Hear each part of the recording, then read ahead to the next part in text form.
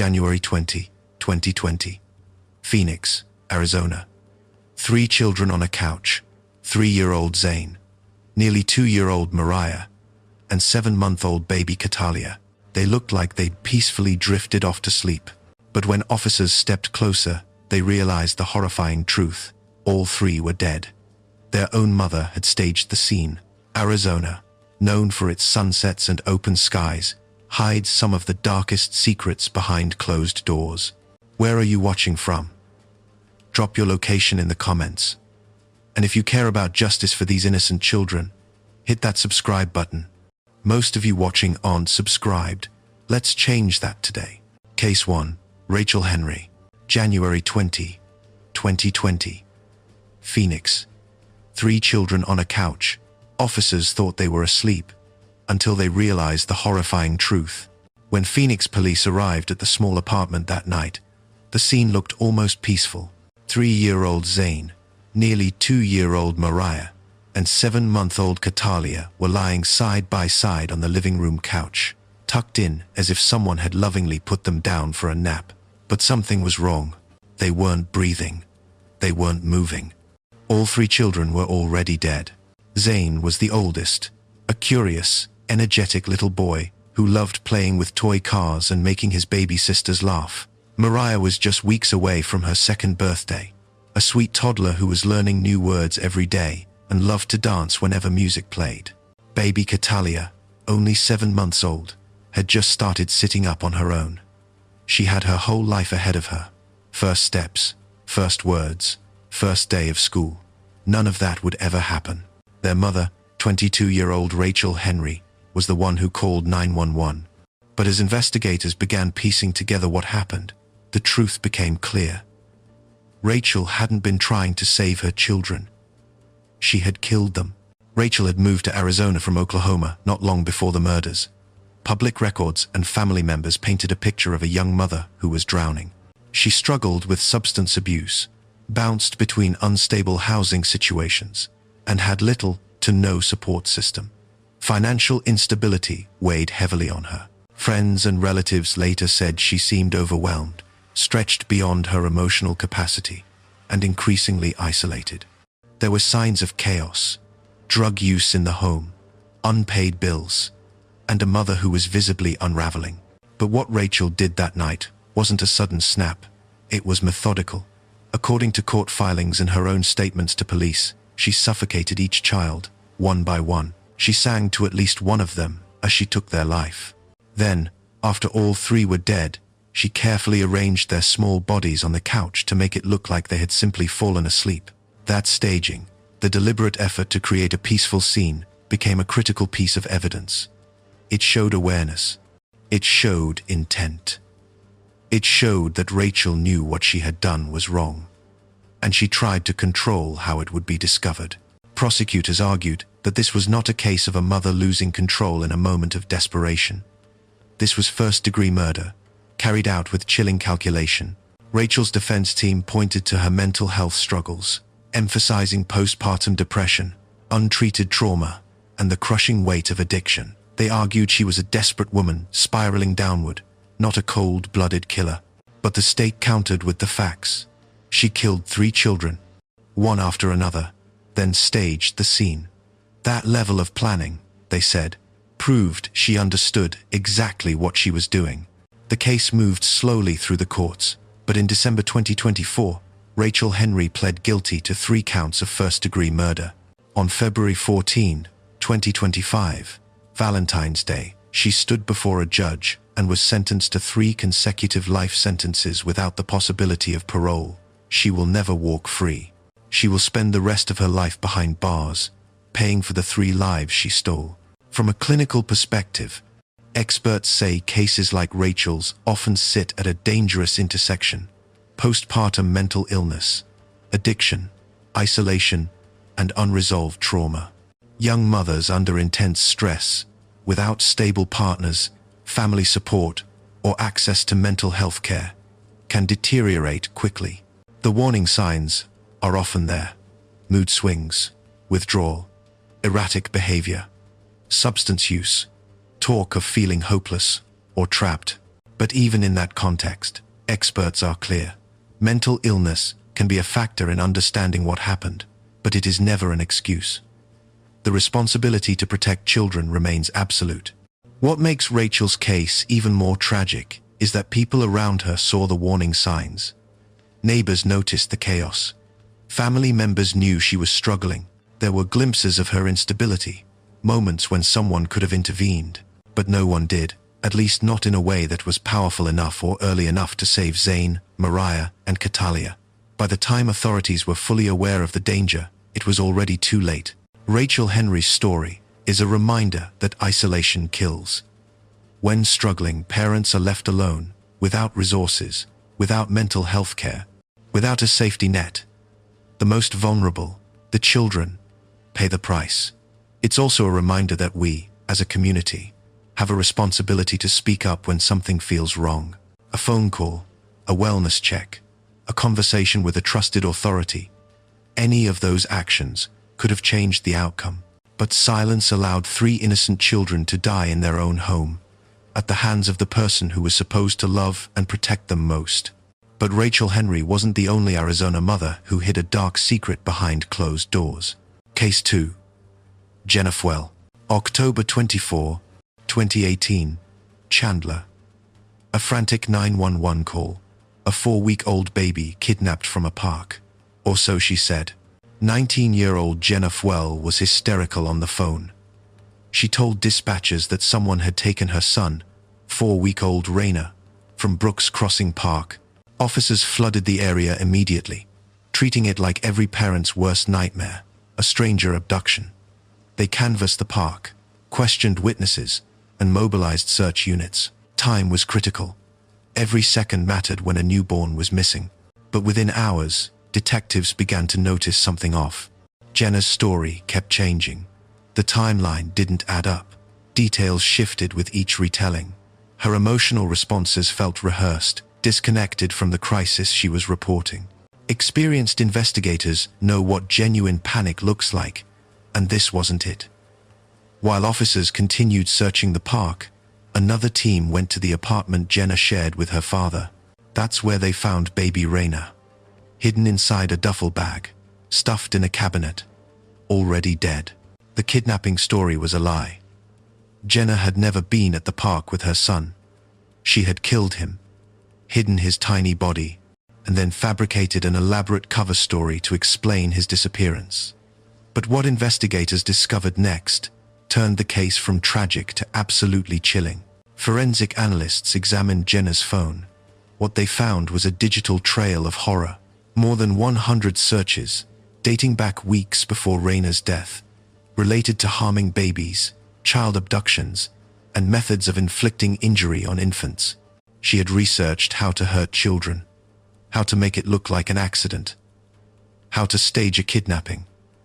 This wasn't a sudden breakdown. This wasn't a moment of desperation. Jenna had been planning, researching, and fantasizing about harming her own baby for weeks. Rainer's father, Eric, was devastated. In victim impact statements that would later be read in court, he spoke about his son, a calm, gentle newborn who loved to be held, who had barely begun his life.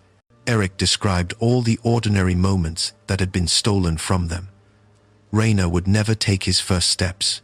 He would never say his first word. He would never blow out candles on a birthday cake, never ride a bike, never go to school, never fall in love. His entire future erased by the person who gave him life. In November 2020, Jenna Folwell accepted a plea deal. She pled guilty to second-degree murder, avoiding a trial that would have forced Rainer's family to relive the horror in excruciating detail. She was sentenced to a term that could have kept her in prison for decades. But before she could be transferred into the state prison system to begin serving her sentence, Jenna died in custody. The case closed in a way that left many questions unanswered and denied Rainer's family the chance to see full justice carried out. From an expert standpoint, Jenna's case is a textbook example of hidden premeditation masked by outer normalcy. To those around her, she may have appeared to be a typical young mother, maybe a little stressed, maybe a little overwhelmed, but nothing that screamed danger. But inside, she was harboring violent fantasies. The sheer volume and specificity of her online searches indicate that she wasn't just having dark thoughts. She was rehearsing. She was planning. She was crossing the line from thought to action, step by step, search by search. Caregivers who quietly research violent acts over time are often testing the boundaries of what they're capable of. They're desensitizing themselves. They're building a mental script. By the time they act, it's not impulsive. It's the culmination of a process that's been unfolding for weeks or even months. What makes cases like Jenna's so difficult is the disconnect between the inner storm and the outer appearance. She had some degree of family support. She lived with her father. Outwardly, there may not have been obvious red flags that someone untrained would recognize. But the digital footprint told the real story. It revealed a young woman who was not just struggling, she was dangerous. The lesson here is critical. Digital behavior can be a warning sign. If someone close to you is obsessively researching violence, harm, or methods of concealment, especially related to children, that is not idle curiosity. That is a red flag that demands immediate intervention. By the time Jenna's searches were discovered, Raina was already gone.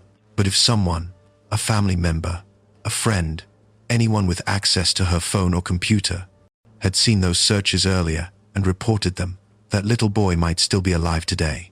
Have you ever noticed someone acting strangely around their own child? What did you do? Drop your answer in the comments. In our next case, a custody battle became a mother's excuse for the unthinkable. Case 3. Connie Villa. Christmas Day, 2013, Casa Grande. A holiday meant for joy. Instead, 13-year-old Ana Macias fought for her life and lost. Police responding to a domestic disturbance call on Christmas morning arrived at a home that should have been filled with laughter, wrapping paper, and the warmth of family. Instead, they found chaos. 13-year-old Ana Macias was unresponsive in a bathroom. Paramedics rushed her to the hospital, but it was too late. Ana died shortly after arrival. What investigators uncovered in the hours that followed revealed a tragedy born from a toxic mix of custody warfare, mental instability, and a mother's need for absolute control. Ana lived in a home overshadowed by a bitter, long-running custody dispute between her mother, 35-year-old Connie Villa, and her ex-husband, Adam. Like so many children caught in high-conflict divorces, Ana became more than just a daughter.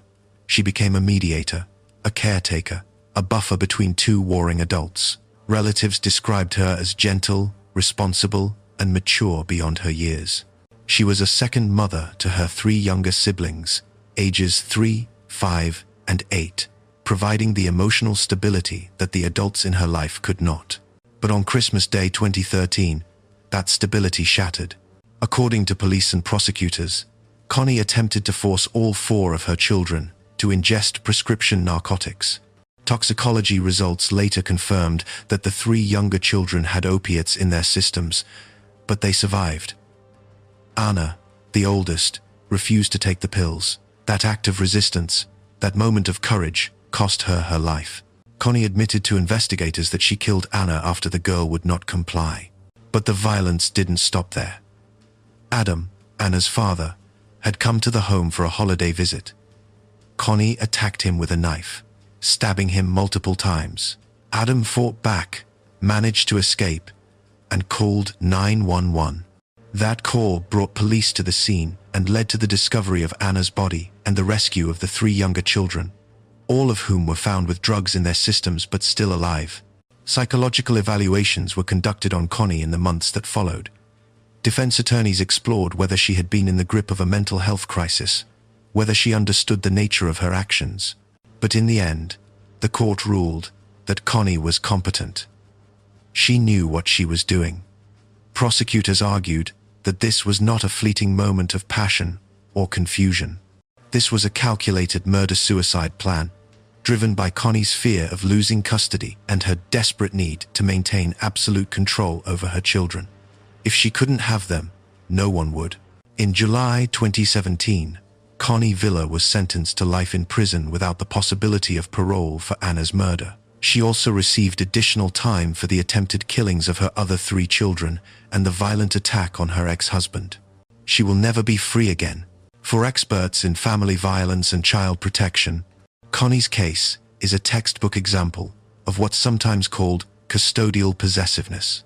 It's a mindset where a parent stops seeing their children as individuals with their own rights, needs, and futures, and instead views them as extensions of themselves, or worse, as weapons in a battle with the other parent. In Connie's mind, losing custody wasn't just about losing time with her kids. It was about losing control, losing identity, losing the war. And rather than accept that outcome, she chose to destroy what she could no longer possess. Cases like this often present red flags long before tragedy strikes. A parent who repeatedly says things like, "I will never let the children go," or "they'll have to take them over my dead body." Threats of self-harm tied to custody outcomes. Refusal to cooperate with court-ordered evaluations or visitation schedules. Attempts to isolate children from the other parent and their extended family. These are not just dramatic statements made in the heat of an argument. They are warnings. They are signs that a parent has crossed from conflict into dangerous obsession. Anna's death underscores a hard truth. When those warning signs are minimized, dismissed as just drama, or written off as typical divorce conflict, children can be placed in extreme danger. Family courts, social workers, therapists, and even friends and relatives need to recognize that custody disputes can become lethal. By the time law enforcement and the courts fully understood the depth of Connie's instability, Anna was already dead, and 3 other children had narrowly escaped the same fate. Anna Macias should be alive today. She should have graduated high school, gone to college, fallen in love, built a life of her own. Instead, she died trying to protect herself and her siblings from a mother who saw them not as people, but as possessions. Her story is a reminder that threats like "I'll never let them go" must be taken seriously, because sometimes they mean exactly what they say. While Connie's rage exploded on Christmas, our next case unfolded slowly, in silence. Case 4. Denise Ingram.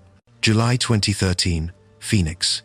Paramedics arrived, expecting a sick toddler. What they found was a 15-month-old who weighed less than 9 pounds. When emergency responders rushed into the home that day, they were met with a sight that defied comprehension. 15-month-old Miriam Ingram lay unresponsive, her tiny body so emaciated that she looked more like a newborn than a toddler. At an age when most children are toddling around, babbling their first words and exploring the world with curiosity, Miriam weighed less than 9 pounds. Doctors quickly determined she was severely malnourished and suffering from rickets, a bone-weakening disease caused by chronic vitamin D and calcium deficiency. These conditions don't appear overnight. They are the result of prolonged, systematic deprivation. Miriam had been born prematurely, which already placed her at higher risk for health complications. Premature babies need close medical monitoring, specialized nutrition, and regular checkups to ensure they're developing properly. But investigators soon learned that Miriam had not seen a doctor even once since she was discharged from the hospital after birth. Not for a single wellness visit, not for vaccinations, not for any reason. Her parents, Denise Janelle Snow Ingram and Ernest Ingram, told authorities they avoided medical care because of personal or religious beliefs. At home, Miriam was being fed a diet that lacked the most basic elements of infant and toddler nutrition, primarily oatmeal, diluted juice, and fruit, with little to no protein, no fat, and no vitamin supplementation. Her body was starving for the nutrients it needed to grow, to build bones, to develop a healthy brain. And yet, when investigators opened the refrigerator, it was full of food. This was not a case of poverty. This was not a family that couldn't afford to feed their child. This was a case of prolonged, ideologically driven neglect. What made Miriam's death even more tragic was that it could have been prevented. Arizona's child protection records revealed that more than a year before Miriam died, a report had already been made, expressing concern about the family's refusal to seek medical care for their children. The case was opened. Services were offered. But when the parents refused to cooperate, the case was closed. No further enforcement occurred. No one pushed harder. No one insisted on seeing the children. And Miriam continued to waste away, hidden inside a home where belief took precedence over a child's right to live. After Miriam's death, all 6 of her surviving siblings were immediately removed from the home. The case wound through the courts for nearly a decade, with extensive medical testimony and reviews of how the Department of Child Safety had handled or mishandled the family's case. In November 2023, Denise was found guilty of second-degree murder and child abuse. She was later sentenced to 37 years in prison. Ernest had already pleaded guilty to manslaughter and child abuse for failing to protect his daughter. Both parents will spend decades behind bars, but no amount of prison time can bring Miriam back. From a child welfare perspective, Miriam's case underscores how dangerous it can be when personal belief systems collide with a child's basic health needs, and when agencies lack the tools or the will to enforce medical oversight before a crisis. Severe pediatric malnutrition has classic, visible signs: dramatic underweight for age, developmental delays, delayed sitting, standing, walking, lethargy, and lack of responsiveness. Noticeable physical changes like thinning hair, protruding ribs, and fragile bones. These are not subtle. Miriam's deterioration would have unfolded over many months, visible to anyone in regular contact with the family, but no one saw her. She was kept inside, away from doctors, away from neighbors, away from anyone who might have questioned what was happening. And when someone finally did raise concerns, the system didn't push hard enough. The case was opened and then quietly closed, and Miriam was left to suffer in silence until her small body could take no more. The lesson here is clear.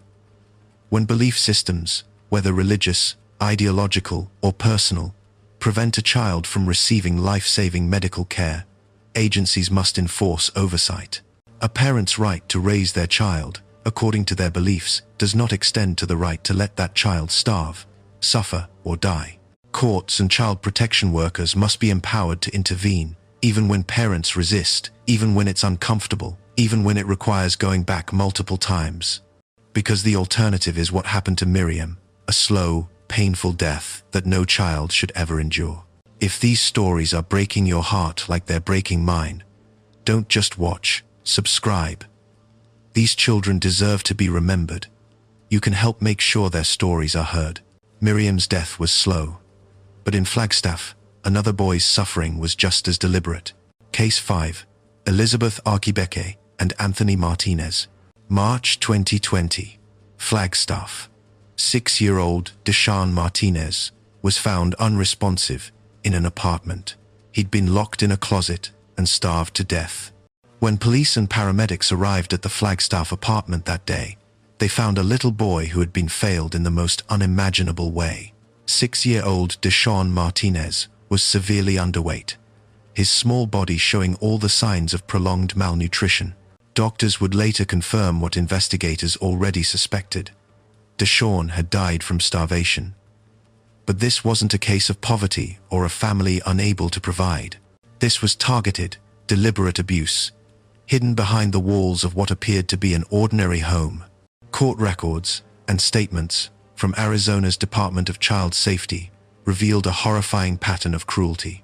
Deshaun and his 7-year-old brother were regularly locked in a small bedroom closet for hours each day. The alleged reason? They were accused of sneaking food at night. But medical and behavioral experts are clear. Stealing food is a common survival behavior in children who aren't being fed adequately in the first place. Deshaun wasn't sneaking food because he was misbehaving. He was sneaking food because he was starving. And instead of feeding him, his parents punished him. It became a vicious cycle. Hunger led to attempts to get food. Attempts led to punishment, and punishment led to even less access to nutrition. What made this case even more damning was the contrast within the home. The couple's 2 younger daughters, living in the same apartment, were found to be healthy, appropriately fed, and developing normally. They weren't locked in closets. They weren't denied meals. They were treated like children should be treated. That stark difference removed any doubt that this was about an inability to provide. This wasn't poverty. This wasn't ignorance. This was targeted neglect and abuse, directed primarily at the boys. Both parents, Elizabeth Arquibeke and Anthony Martinez, admitted during the investigation to restricting their son's access to food and confining them in the closet.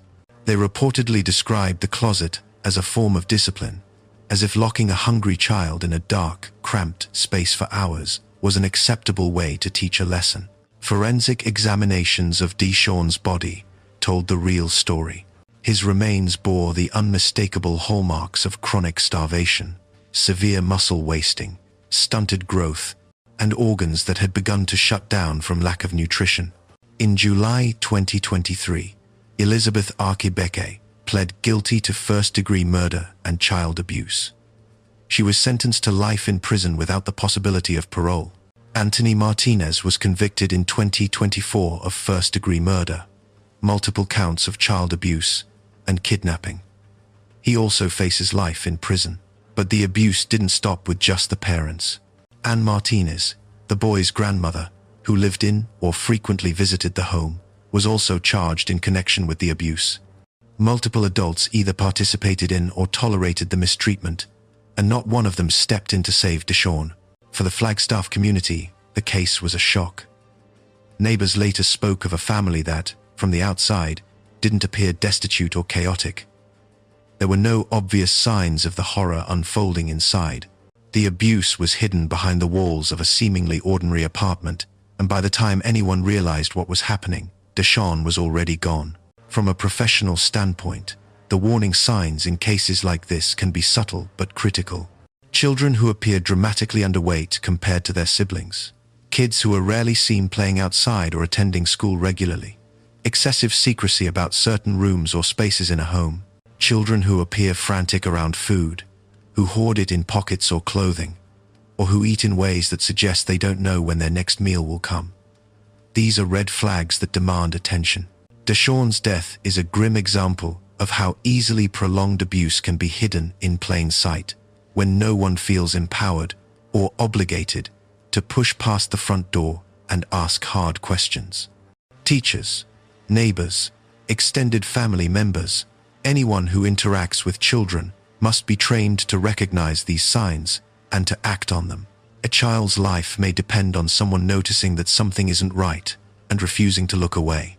Deshawn Martinez should be alive today. He should be in school, playing with friends, growing up. Instead, he died alone, hungry and afraid, locked in a closet by the people who were supposed to love and protect him. His story is a reminder that abuse doesn't always announce itself with bruises and screams. Sometimes it hides in silence, behind closed doors, in homes that look normal from the outside. And it's up to all of us to pay attention, to ask questions, and to speak up when something feels wrong. What's the weather like where you are right now? Drop it in the comments. While Deshawn was hidden in a closet, another Arizona child vanished entirely from the world. Case 6, Raquel and Martin Barreras, March 2014, Tucson. A landlord opened a plastic toy chest in a vacated rental home. Inside, the skeletal remains of 3-year-old Roman Barreras. The landlord had come to inspect the property after the tenants moved out. As he walked through the empty rooms, checking for damage and cleaning up what was left behind, he noticed a plastic toy chest in one of the bedrooms. It seemed like an ordinary item, something a family with young children might leave behind. But when he opened it, he discovered something no one should ever have to see: the skeletal remains of a young child. Forensic testing would later confirm that the remains belonged to 3-year-old Roman Barreras. Roman's case is especially haunting because he had, in effect, disappeared from the world before anyone officially noticed. Neighbors hadn't seen him in months. He wasn't in daycare or school. There were no recent medical records. No one was asking where he was. By the time authorities realized he was missing, he was already dead. The family's history with Arizona's child welfare system was extensive and troubling. Roman and several of his siblings had previously been removed from their parents' care after testing positive for drug exposure at birth. It was a clear sign that the home environment was dangerous, that the parents were struggling with substance abuse, and that the children were at risk. But around a year later, the children were reunified with their father, Martin, under one clear condition. Their mother, Raquel, was not to live in the home until she completed her case plan, which included substance abuse treatment and parenting courses. Despite these requirements, Raquel returned to the household, and follow-up monitoring failed. There were no meaningful checks to verify compliance over time. No one from the state came by regularly to ensure the conditions of reunification were being met.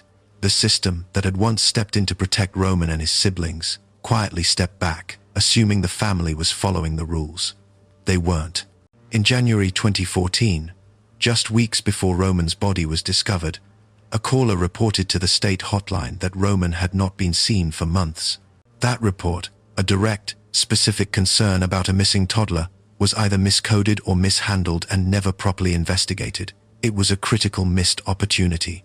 If that call had been taken seriously, if someone had gone to the home and demanded to see Roman, he might have been found in time. Instead, the report fell through the cracks, and Roman remained hidden. Evidence presented at trial painted a devastating picture.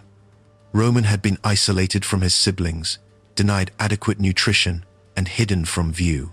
While his brothers and sisters attended school and interacted with others, Roman was effectively erased from public life. His physical remains showed signs of severe malnutrition and stunted growth. Again, this was not a matter of poverty. The other children in the home appeared generally healthy. Roman was singled out, neglected, and left to waste away. In 2019, a jury convicted Raquel of first-degree felony murder and child abuse. She had already pleaded guilty to abandoning or concealing a dead body and additional abuse counts. Roman's father, Martin, was tried separately and convicted of first-degree murder and child abuse for failing to intervene or seek help as his son slowly died. Both parents will spend the rest of their lives in prison. Roman's surviving siblings were placed into state custody, where they finally received some degree of stability and care. Roman's story has been cited in Arizona as one of the clearest examples of systemic failure within child protection. The state had already been involved with this family. There were clear conditions for reunification.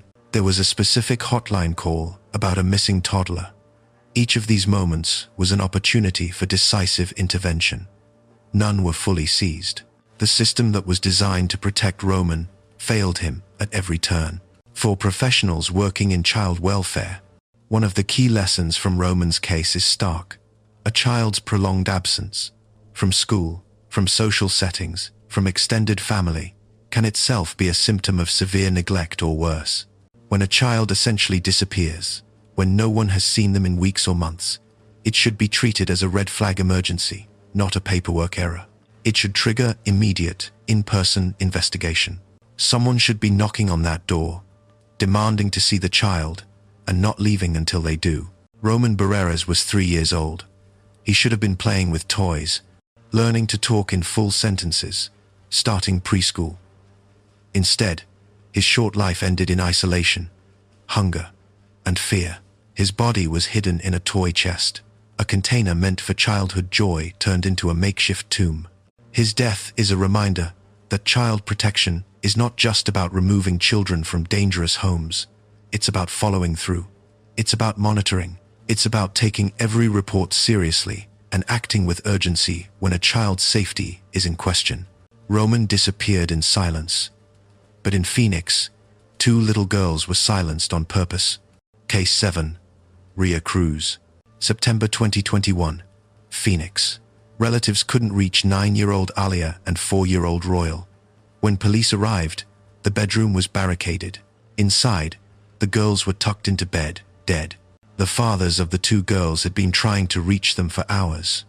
Calls went unanswered. Text messages were ignored. A growing sense of dread settled in as the hours passed with no response from Retta Cruse, the girl's mother. Finally, worried relatives contacted police and asked them to do a wellness check at the Phoenix apartment. When officers arrived, they found the front door unlocked, but the master bedroom was barricaded from the inside. They forced their way in. What they found was a scene staged to look peaceful. 9-year-old Alia McIntyre and 4-year-old Royal Coleman were tucked into bed, lying side by side as if they were simply sleeping. But they weren't breathing. They were already gone. Nearby, their mother, Retta Cruse, lay unconscious from an apparent overdose. Paramedics rushed her to the hospital, where she survived. The girls could not be saved. Investigators quickly determined that Retta had given both children a combination of prescription sedatives and over-the-counter medicines, intentionally ending their lives before attempting to take her own. This was not an accident. This was not a tragic mistake. This was murder, followed by a failed suicide. The crime did not happen in a vacuum. Retta was in the middle of a bitter custody battle, particularly over Alia, her older daughter. After a court ruling granted Alia's father primary custody, Retta's sense of identity and control reportedly buckled. For some parents, custody orders feel like a personal annihilation, especially if they have tied their entire sense of self-worth to possession of their children. Losing custody wasn't just about losing time with Alia. It was about losing power, losing relevance, losing the war.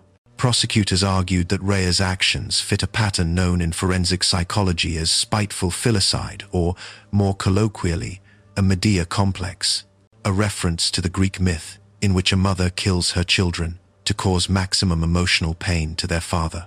Retta's method, drugging the girls, tucking them into bed, staging the scene to appear peaceful, was an exercise of ultimate control.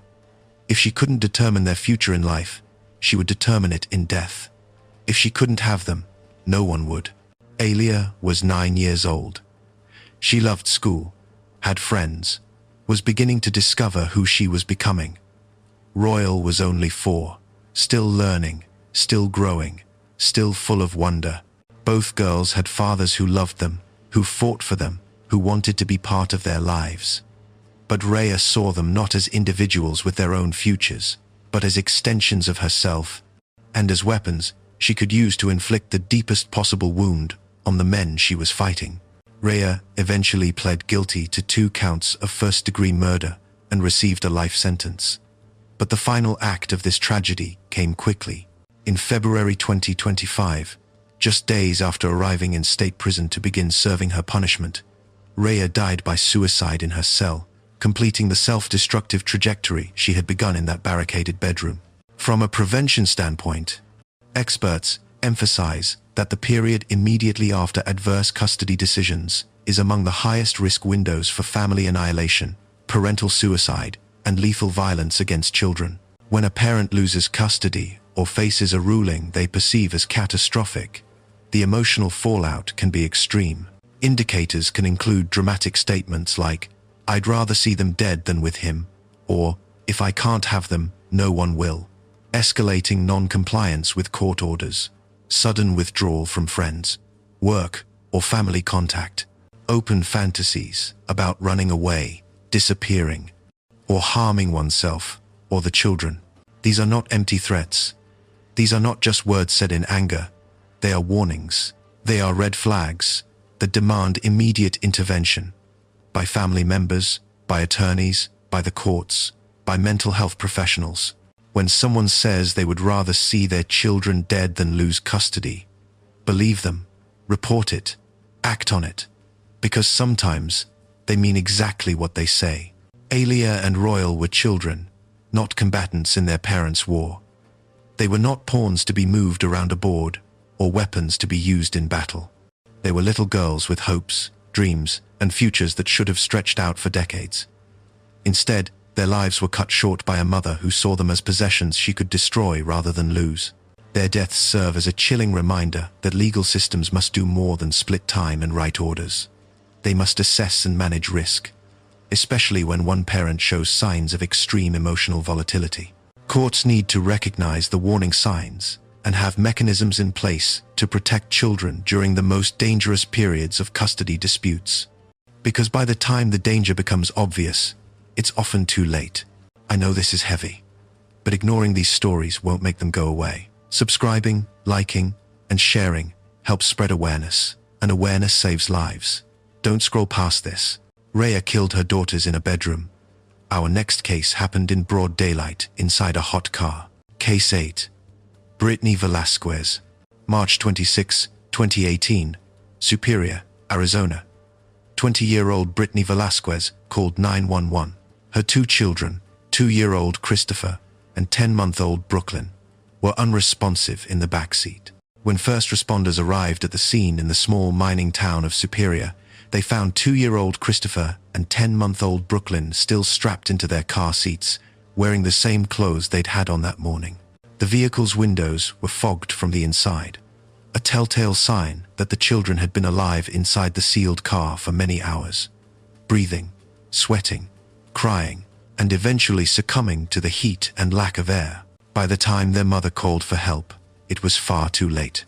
Initial speculation in cases like this often turns to forgotten baby syndrome, a tragic phenomenon where parents, typically under stress or following unusual routines, inadvertently leave a child in a car.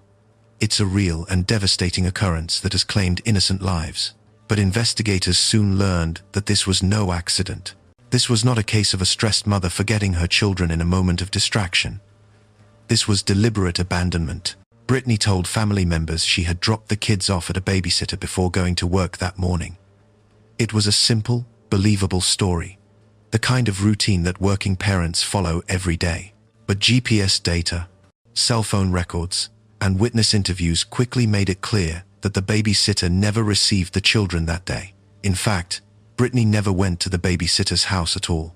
Instead, she parked her car in the morning, left Christopher and Brooklyn strapped inside, and went about her day, working, socializing, and living as if she were unencumbered by the responsibilities of motherhood. Nearly 14 hours later, she returned to find the inevitable. Child safety records later revealed that Brittany had been the subject of multiple prior reports. In January 2018, just 2 months before the children's deaths, her own grandmother had contacted authorities out of concern that Brittany was leaving the children alone for extended periods. It was a clear warning sign. A family member who loved those children enough to make the uncomfortable, painful decision to report her own granddaughter. But those investigations were either closed as unsubstantiated or did not result in removal. Just months later, both children were dead. Prosecutors described Brittany as a mother who saw her children as obstacles to her independence. She was young, and motherhood had come early. Christopher and Brooklyn required constant care, attention, and sacrifice, things Brittany was unwilling or unable to give. Her decision to fabricate the babysitter story was key evidence of consciousness of guilt. She knew what she had done was wrong. She knew she needed a cover story. She built that narrative before and after the fact, hoping it would shield her from the consequences of her actions. In November 2019, Brittany Velasquez pled guilty to 2 counts of second-degree murder. She was sentenced to 20 years in prison, followed by lifetime probation. She will spend the next 2 decades behind bars, but no amount of time can undo what she did or bring Christopher and Brooklyn back.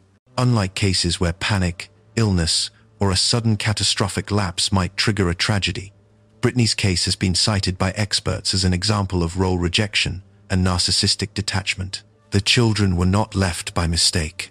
They were not forgotten in a moment of confusion. They were abandoned in a context where the parents' desire for personal freedom outweighed any sense of obligation to protect. Brittany wanted to live her life without the burden of 2 small children, and so she made a choice that cost Christopher and Brooklyn everything. The wider lesson here is harsh but necessary. When family members raise repeated concerns about a caregiver's detachment or pattern of leaving children alone, those reports must be treated as early alarms for potentially fatal neglect. Brittany's grandmother saw the warning signs. She spoke up, she made the call, but the system did not respond with the urgency the situation demanded. And 2 months later, 2 children died in the back of a hot car, alone and terrified, waiting for a mother who never came back in time. Christopher and Brooklyn Velasquez should be alive today. Christopher would be in elementary school by now, learning to read, making friends, playing outside. Brooklyn would be starting preschool, discovering her personality, her likes and dislikes. Instead, they died in a car in a small Arizona town, victims of a mother who saw them not as blessings, but as burdens. Brittany left her children in a car for 14 hours. Our next mother left hers in the desert for 4 days. Case 9. Ashley Atson. September 2016. Chinle, Arizona, Navajo Nation. A 17-month-old girl was pushed in a stroller into the remote desert and left there to die. In the sprawling, often unforgiving desert of the Navajo Nation, the abandonment of a child can quickly become a death sentence. In September 2016, 23-year-old Ashley Denise Atson pushed her 17-month-old daughter in a stroller out into a remote stretch of land near Chinle, Arizona. There, far from roads, shade, or shelter, she left her toddler and walked away. For 4 days and 4 nights, while her daughter remained alone under the sun and stars, Ashley carried on with her life.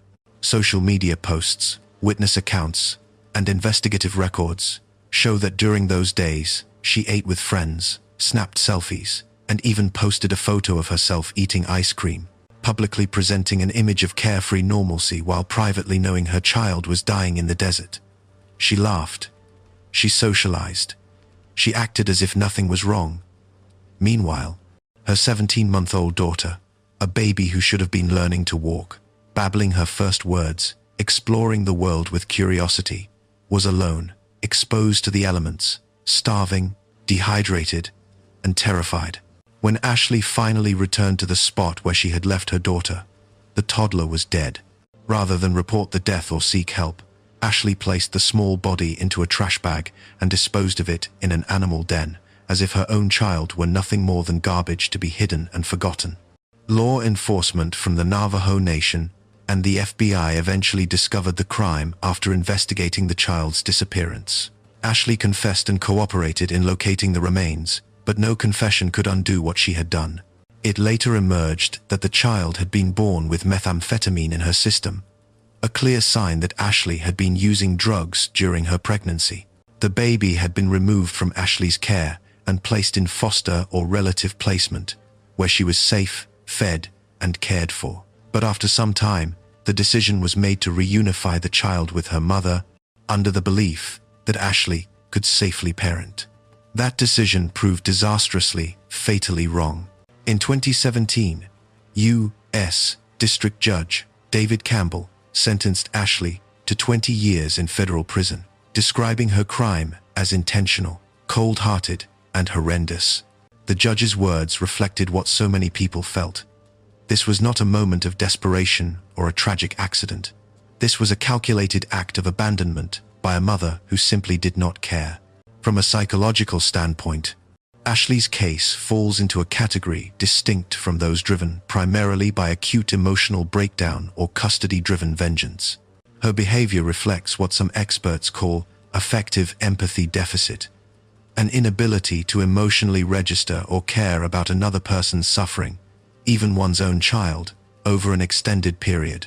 Most people, even in moments of extreme stress or mental illness, retain some capacity for empathy, some emotional connection to their children. But Ashley showed none. She left her daughter to die slowly, painfully, and alone, and then went about her life as if nothing had happened. She posted selfies. She ate ice cream. She smiled for the camera. There was no guilt, no panic, no remorse, at least not until she was caught. Ashley's case raises painful questions about child welfare policies around reunification. While research shows that safe reunification with biological parents is often beneficial and is a central goal of U.S. child welfare systems, her actions highlight the risk of returning children to caregivers whose underlying issues, substance dependence, personality disorders, or profound emotional detachment, are not truly resolved. A parent can complete a case plan, attend classes, pass drug tests, and say all the right things in meetings. But if the core issue, the inability to bond with, care for, or feel empathy toward their child, remains unaddressed, reunification can be a death sentence. When professionals misjudge a caregiver's capacity for empathy and responsibility, the consequences are irreversible. Ashley's daughter was given back to a mother who was not capable of loving her, protecting her, or even seeing her as a human being worthy of care. And that little girl paid the ultimate price. The lesson here is clear. Reunification should never be a checklist. It should be a careful, ongoing assessment of whether a parent has truly changed, not just in behavior, but in their fundamental capacity to care. Because a child's life depends on getting that assessment right. Ashley Atson's daughter was 17 months old. She should be in elementary school by now, learning, playing, growing. Instead, she died alone in the desert, abandoned by the one person who should have protected her above all else. Her name was never widely publicized, but her story deserves to be told, because her life mattered, even if her mother didn't think so. What time is it where you're watching this? Let me know in the comments. Ashley's crime was in the open desert. Our final case was hidden behind apartment walls. Case 10. Jerice Hunter. October 2011, Glendale. 5-year-old J.G. Shockley vanished from her apartment complex. Her mother called 911, but investigators soon learned the truth was far darker. On a fall day in October 2011, Jerice Hunter called 911 in a panic. Her 5-year-old daughter, Jerice, often called Jessie, had disappeared. Jerice claimed that Jessie had wandered out of their Glendale apartment complex while she had briefly left the child alone with her older siblings. It was every parent's nightmare. A small child, vulnerable and alone, missing in a sprawling city. The community's response was immediate and intense. Volunteers flooded the neighborhood, searching parks, alleys, and vacant lots. Law enforcement launched a massive search operation, canvassing the area and following every lead. Eventually, the search focused on a local landfill. Over the course of 3 months, investigators sifted through nearly 10,000 tons of garbage, piece by piece, hoping to find some trace of the little girl. Despite the unprecedented effort, the scale of the search, and the determination of everyone involved, Jessie's body was never found. As the search continued, investigators started to look closely at the home itself and at Jessie's mother. What they found was a history of severe abuse and a stunning failure of the systems designed to protect children across state lines. Records showed that Jerice had previously spent 4 years in a California prison for abusing another daughter. 4 years. She was a known, convicted child abuser. After her release, she moved to Arizona and regained custody of Jessie, despite this violent history. Communication gaps between California's and Arizona's child protection agencies meant that her full background was not adequately weighed when custody decisions were made. The people making those decisions either didn't know the full extent of Jerice's past, or they didn't take it seriously enough. Either way, Jessie was placed back into the hands of a woman who had already proven she was capable of horrific violence against her own children. Testimony from Jessie's older sister later revealed a harrowing picture of life inside that Glendale apartment. Jessie was routinely beaten, deprived of food and water, and forced to remain in a closet for long stretches of time. She was hidden from visitors. She was isolated from anyone who might have noticed her suffering and intervened. At one point, the sister testified. She saw their mother put Jessie's limp body into a duffel bag, then into a suitcase, and later dispose of that suitcase in a dumpster with the help of a friend. The friend corroborated key parts of the account, telling authorities that Jerice had essentially thrown her away like trash. Jessie, a 5-year-old girl who loved to play, who had dreams and a personality and a future, was treated like garbage, discarded in a dumpster, and eventually buried under tons of waste in a landfill where she would never be found. Even without a body, prosecutors mounted a successful case built around the pattern of abuse, the sister's testimony, Jerice's prior conviction, and the overwhelming evidence that Jessie had been systematically tortured and hidden in the months leading up to her disappearance. In April 2015, Jerice Hunter was convicted of first-degree murder and child abuse. That July, she was sentenced to life in prison without the possibility of parole. She will never be free again. But no amount of prison time can bring Jessie back or undo the suffering that little girl endured. Jessie's case underscores how vital it is for child welfare and criminal justice systems to communicate effectively across jurisdictions. A known, convicted child abuser was allowed to regain unsupervised custody of a vulnerable child because the full picture of her history was not integrated into Arizona's decision-making processes. California knew who Jerice was. California had convicted her, imprisoned her, and documented her violence. But when she crossed state lines, that information didn't follow her in a way that protected Jessie. The systems failed to connect the dots, and a 5-year-old girl paid with her life. Jessie's name is now often invoked in discussions about reforming interstate data sharing, improving risk assessment protocols, and raising the standards used when previously offending parents seek custodial rights in a new state. Her death became a catalyst for change, a case study used to train social workers, judges, and law enforcement on the importance of thorough background checks and cross-jurisdictional communication. But for Jessie's family, for the community that searched for her, and for everyone who knew her story, those reforms came too late. Jessie Shockley was 5 years old. She should be a teenager by now, in high school, discovering who she is, planning for her future. Instead, she was beaten, starved, locked away, and ultimately discarded like she didn't matter. But she did matter. Her life mattered. Her story matters. And the lessons learned from her death must continue to drive change so that no other child suffers the same fate. These 10 cases, from Phoenix to the Navajo Nation, tell one devastating story. They reveal a pattern that repeats itself across Arizona and beyond. Caregivers in crisis, children increasingly isolated, early warning signals ignored, systemic breakdowns at every level, and deaths that were entirely preventable. These are not just stories about bad parents or evil mothers. These are case studies in what happens when profound adult problems, mental illness, addiction, custody battles, ideological rigidity, emotional detachment, collide with fragile, under-resourced safety nets that fail to catch the most vulnerable before it's too late. Protecting children is not the job of one system. It is distributed across an entire network.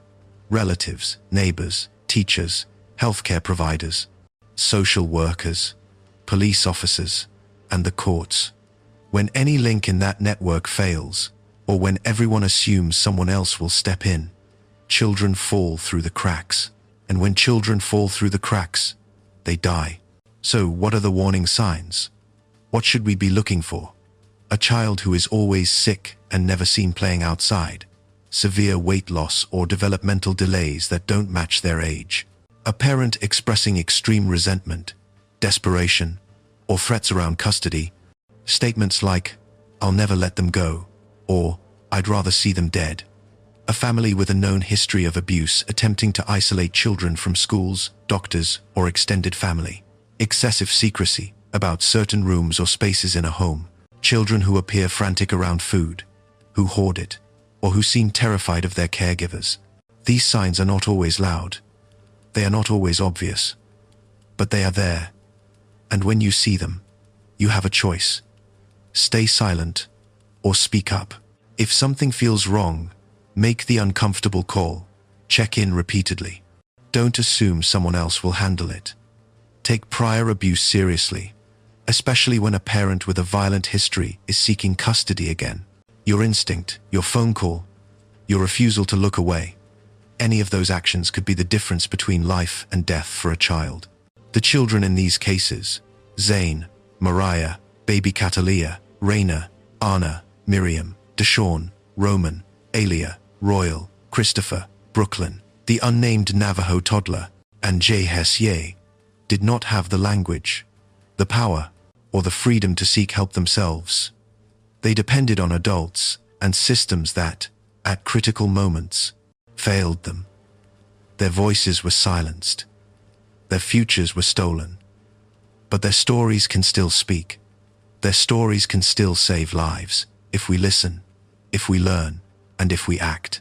These tragedies are not just tales of individual evil.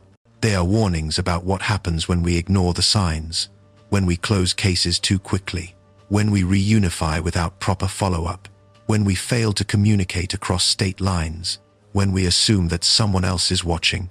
The question is not just how these children died, but how many similar children are still living in dangerous silence right now, waiting for someone to notice.